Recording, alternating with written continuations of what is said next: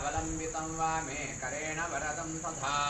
रक्तनेत्रधरं रक्तं पाणिपादं स्कोद्वहं किरीटहारसंयुक्तं मकरे बाहुबन्धनं